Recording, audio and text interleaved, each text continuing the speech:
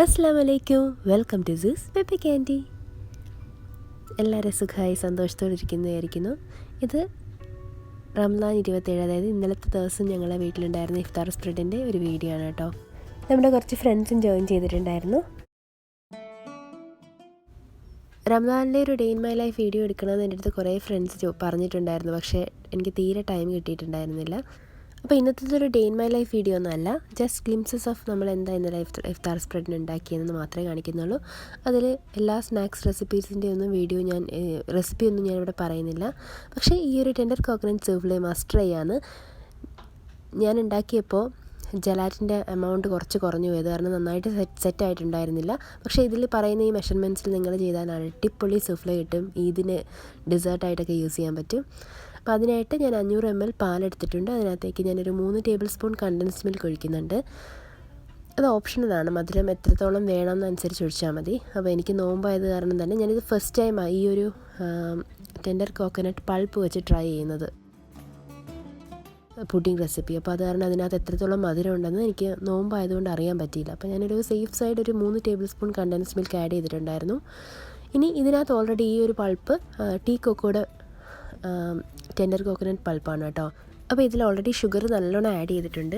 ലുലുവിലൊക്കെ available ആണിത്, എപ്പോഴും ഇല്ല, ചില സമയം മാത്രമേ കാണുള്ളൂ. ഭയങ്കര ഡിമാൻഡുള്ളൊരു പ്രൊഡക്റ്റാണത്. ഇനി ഇവിടെ ജലാറ്റിൻ യൂസ് ചെയ്തതാണ് എനിക്ക് ശരിക്കും പാളിപ്പോയൊരു സ്റ്റെപ്പെന്ന് പറയാം. കാര്യം എന്താണെന്ന് വെച്ചാൽ ഞാനിവിടെ 10 grams ജലാറ്റിന് യൂസ് ചെയ്തിട്ടുണ്ടായിരുന്നുള്ളൂ. എൻ്റെ അത്രേ ഉണ്ടായിരുന്നുള്ളൂ കയ്യിൽ. ഈ ഒരു റെസിപ്പിക്ക് 20 grams ജലാറ്റിനാണ് ഇൻഗ്രീഡിയൻസ് മെഷർമെൻറ്റ് ബാക്കി വെച്ച് നോക്കുമ്പോൾ വേണ്ടത് കേട്ടോ. അപ്പോൾ ഈ ജലാറ്റിൻ ഞാൻ അതിനകത്ത് പറയുന്ന പാക്കറ്റ് ഇൻസ്ട്രക്ഷൻ അനുസരിച്ച് ഒന്ന് ഡിസോൾവ് ചെയ്യാൻ വെക്കുന്നുണ്ട്, ഒന്ന് ബ്ലൂം ചെയ്യാൻ വെക്കുന്നുണ്ട്. ആ ഒരു സമയത്ത് നമുക്ക് 1/2 കപ്പ് വിപ്പിംഗ് ക്രീം ഒന്ന് ബീറ്റ് ചെയ്തെടുത്ത് മാറ്റി വയ്ക്കാം. ഇനി ബ്ലൂം ചെയ്ത് വെച്ചിരിക്കുന്ന ജലാറ്റിൻ നമുക്ക് പാലും കണ്ടൻസ്ഡ് മിൽക്കും ചേർത്ത മിശ്രിതത്തിലേക്കൊന്ന് മിക്സ് ചെയ്ത് കൊടുക്കാം. ഇനി നമ്മൾ ഫ്രീസറിൽ നിന്ന് എടുത്ത് പുറത്ത് 1 മണിക്കൂറെങ്കിലും മുൻപ് വെച്ചിരിക്കുന്ന ആ ടെൻഡർ കോക്കനട്ട് പൾപ്പ് ഒന്ന് ഇതിനകത്തേക്ക് ആഡ് ചെയ്ത് കൊടുക്കാം. അത് ഞാൻ ഫുൾ പാക്കറ്റ്, അതായത് 500 gram ഇതിനകത്തേക്ക് ആഡ് ചെയ്ത് കൊടുക്കുന്നുണ്ട്. ഇത് മിൽക്ക് ഷേക്ക് ഉണ്ടാക്കാനും ഒക്കെ നല്ലതാണ് കേട്ടോ. ഇതൊരു പ്രൊമോഷണൽ വീഡിയോ ഒന്നും അല്ല, പക്ഷേ മിൽക്ക് ഷേക്ക് ഉണ്ടാക്കുന്നതിനേക്കാൾ എനിക്ക് ടേസ്റ്റ് തോന്നിയത് ഈ ഒരു പുഡിംഗ് ഉണ്ടാക്കുമ്പോഴാണ്.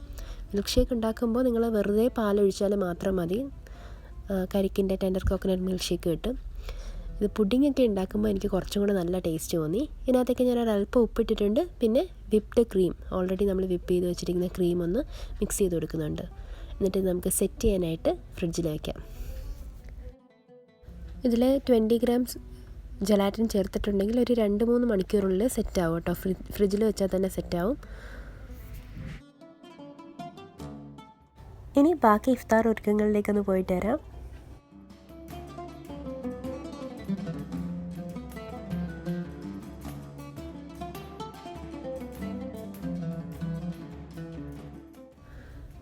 ഉമ്മയുടെ സ്പെഷ്യൽ ബീഫ് റോസ്റ്റും പിന്നെ എൻ്റെ ചിക്കൻ കറി എല്ലാം ഇവിടെ റെഡി ആയിക്കൊണ്ടിരിക്കുകയാണ്.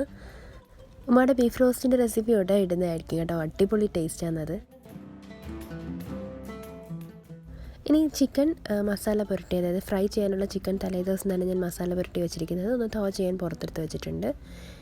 ഇടിയപ്പവും ചപ്പാത്തിയും പാസ്തയാണ് ഇന്നത്തെ മെയിൻ കോഴ്സിൽ നമ്മൾ കൊടുക്കാൻ ഉദ്ദേശിക്കുന്നത്. അപ്പോൾ ഇടിയപ്പം ഒന്ന് പെട്ടെന്ന് ഉണ്ടാക്കിയെടുക്കാം കേട്ടോ.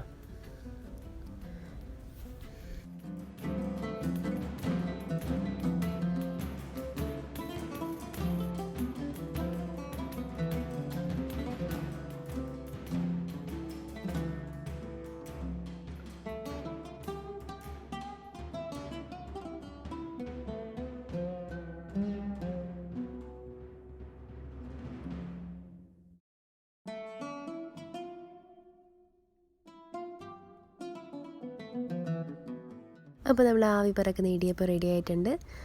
ഇത് 2-3 റൗണ്ടായിട്ടാണ് ഉണ്ടാക്കിയേക്കുന്നത്.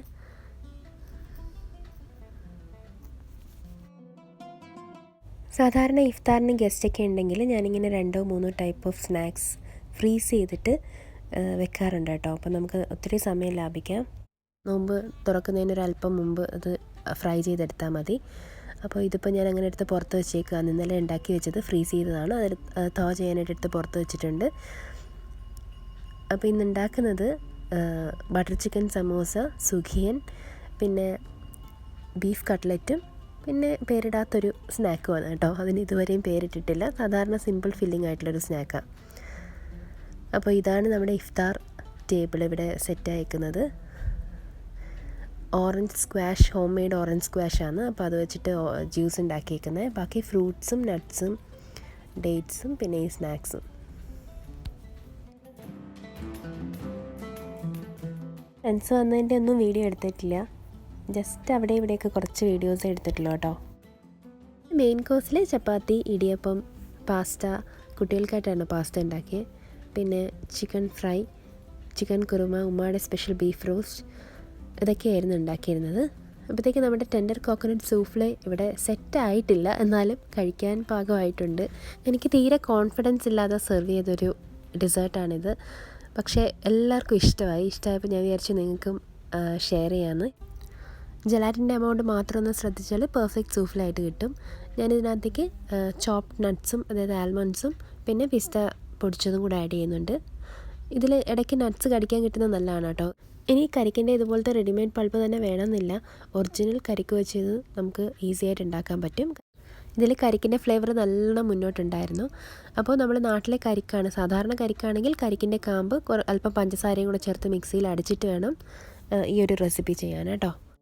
അപ്പോൾ ഇത്തവണത്തെ ഈദിന് എൻ്റെ സ്പെഷ്യൽ ഡെസേർട്ടായിട്ട് ഇത് തന്നെയാണ് ഞാൻ ഉണ്ടാക്കാൻ പോകുന്നത്. നിങ്ങളുടെയും സ്പെഷ്യൽ ഇതായിക്കോട്ടെ, ടെൻഡർ കോക്കനട്ട് സൂഫ്ലെ. എൻ്റെ അടുത്ത് 2-3 എൻ്റെ ക്ലോസ് ഫ്രണ്ട്സ് നിഷ, ഷൈനി ഇവരൊക്കെ പറഞ്ഞിട്ടുണ്ടായിരുന്നു ഒരു Ramadan day in my life vlog ഇടാനായിട്ട്. പക്ഷേ തീരെ സമയം കിട്ടാത്തതുകൊണ്ട് കേട്ടോ ആകെ ബിസി ആയി പോകുന്നു. ഇപ്പം 2-3 കാര്യങ്ങൾ കാരണം നല്ല ബിസി ആയിരുന്നു ഇത്തവണത്തെ റംലാനിൽ. അപ്പോൾ അത് കാരണം തന്നെ എനിക്കൊരു വ്ലോഗ് എടുക്കാനുള്ളൊരു മാനസികാവസ്ഥ ഉണ്ടായിരുന്നില്ല. എന്തായാലും ഇൻഷാ അല്ലാ അടുത്ത് തന്നെ ഒരു ഡേ ഇൻ മൈ ലൈഫ് വ്ലോഗുമായിട്ട് വരുന്നതായിരിക്കും. Thanks for watching. Seen and the video. Bye from സൂസ് പെപ്പെ കാൻഡി.